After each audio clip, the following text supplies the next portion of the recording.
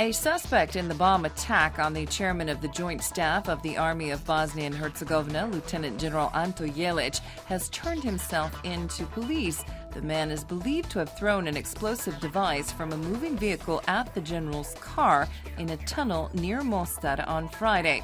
It was not believed to be a terrorist attack. General Jelic had been en route from the funeral for two soldiers who were killed in a terrorist attack 2 days ago. Security has been stepped up throughout the country. The UN Security Council unanimously adopted a resolution drafted by France calling on the world to fight the Islamic State. The resolution calls upon countries to, quote, take all necessary measures in compliance with international law on the territory under the control of the so-called Islamic State and for the eradication of the group's safe havens in Syria and Iraq. Belgium raised the alert status for its capital, Brussels, to the highest level today. The city's underground transport system is closed, and authorities warn the public to avoid crowds because of a serious and imminent threat of a terrorist attack. On Friday, EU Interior and Justice ministers in Brussels agreed to reinforce the EU's external borders with more stringent controls, a measure that will apply to EU citizens as well. The bloc has agreed to establish by the end of the year a database of airline passengers flying within the EU and to draft changes to rules governing the passport-free Schengen zone. Turkish police have arrested 26-year-old Ahmet Dahmani, the Belgian man of Moroccan origin who is suspected of having scouted out the target sites of the terrorist attacks in Paris a week ago. It has also been confirmed that two of the suicide bombers who blew themselves up at the Stade de France had traveled to France along the so-called Balkan route. They were registered in Greece, and there is a record of one of them having passed through the Opatovac camp in Croatia. More than 425,000 migrants have passed through Croatia since the migration route detoured onto its territory in mid-September.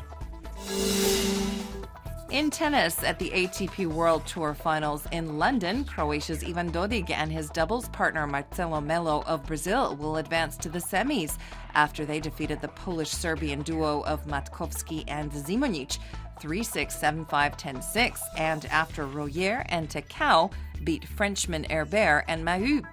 In the men's singles, Rafael Nadal beat David Ferrer 6-7, 6-3, 6-4 to advance and face Novak Djokovic in the semis.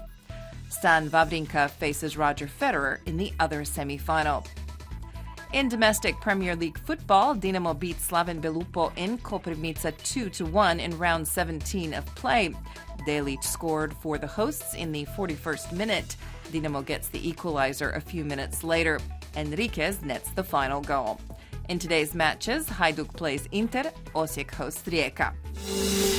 Today's forecast calls for cloudy skies and rain, which will be turning to snow and sleet at higher elevations, especially in Gorski Kotar. There will be heavy precipitation in places including the coast, where there is also a chance of thunder showers. Overnight, there is a chance of sleet and snow in the valleys, and heavy precipitation will continue into the morning. There will be a moderate northeasterly in the interior, reaching high speeds in the mountains.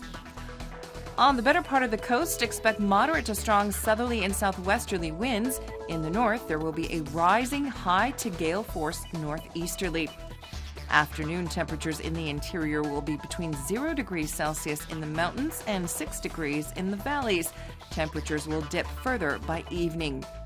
Temperatures will be between 13 and 18 degrees in Dalmatia and cooler on the northern sections of the coast. The rain and wind will gradually decline on Sunday, but it will remain cold. There is a chance of more light rain and, in the mountains, snow. On the coast, it will be variable and colder with occasional rain on Sunday and into the new week. More frequent showers are expected in Dalmatia. Winds will be milder early in the week.